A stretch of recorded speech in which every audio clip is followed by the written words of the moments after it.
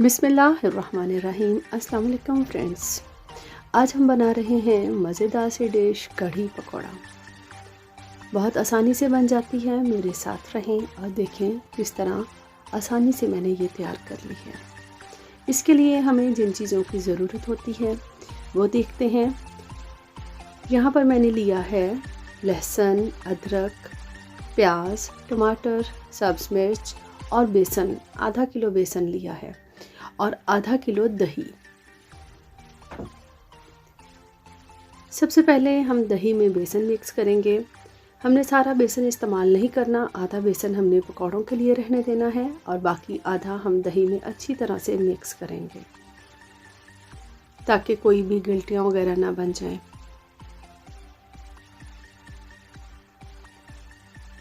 दही मिक्स करने के बाद इसमें हमने शामिल किया है हल्दी को। हल्दी की मिकदार ज़रा सी ज़्यादा जाएगी और 7 सुर्ख मिर्च कुटी हुई 2 चम्मच ये डालेंगे। कढ़ी ज़रा स्पाइसी अच्छी लगती है, इसलिए इसमें नमक मिर्च की मिकदार ज़रा ज़्यादा है। सफ़ेद ज़ीरे का इस्तेमाल किया। दही में हम तमाम मसाला जात को मिक्स कर लेंगे अच्छी तरह। नमक शामिल करेंगे। आप हस्बे जायका नमक इस्तेमाल कर सकते हैं, लेकिन यहाँ मैंने कुछ ज़्यादा इस्तेमाल किया है। सूखा धनिया पिसा हुआ, तमाम अज्जा को अच्छी तरह डालकर मिक्स कर लेंगे। इसमें हमने पिसा हुआ धनिया भी इस्तेमाल किया है और साबुत धनिया भी। अच्छे से मिक्स कर लेते हैं ताकि बेसन दही में फूल जाए और मज़ेदार सी कढ़ी तैयार हो जाए। यहाँ हमने प्याज फ्राई करना शुरू किया। लहसुन अदरक की पेस्ट डाली, टमाटर ऐड किया।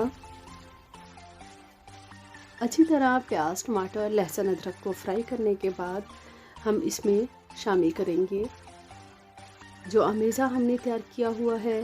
उसमें बेसन है, तमाम मसाला जात हैं और यहाँ पर हमने उसमें मज़ीद पानी शामिल किया है।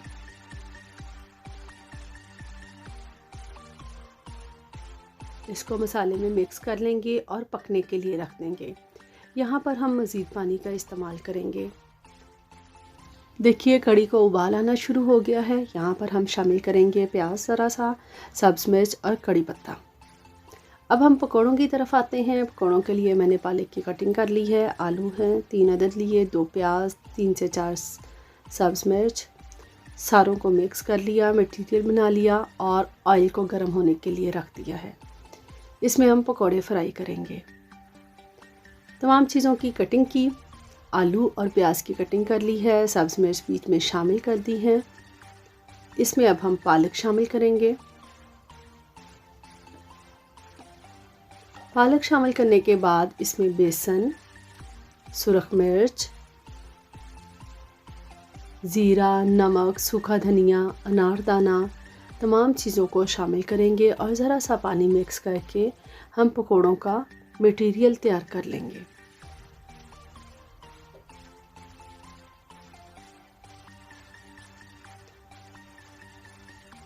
थोड़ा सा पानी शामिल किया और इसे अच्छी तरह मिक्स कर लेंगे। देखिए मिक्स हो चुके हैं। अब ऑयल भी हमारा गर्म हो चुका है। इसमें हम अब पकौड़े डालने शुरू कर देंगे।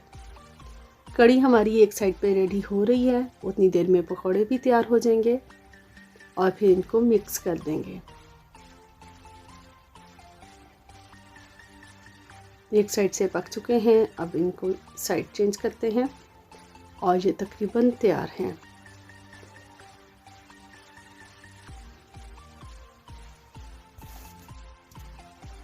पकौड़ों में से घी निचोड़ लेंगे और इनको निकालकर अब हम यहाँ कढ़ी में शामिल कर देंगे। देखिए कितनी अच्छी शक्ल नज़र आ रही है, खुशबू भी बहुत अच्छी लग रही है। कढ़ी भी तकरीबन तैयार होने वाली है। यहाँ हम पकौड़ों को शामिल करते हैं और फिर सर्व करते हैं। लीजिए जनाब, मज़ेदार कढ़ी पकौड़ा तैयार है। आप इसे चावलों के साथ खाएं या रोटी के साथ। दुआओं में याद रखिएगा। अल्लाह हाफ़िज़।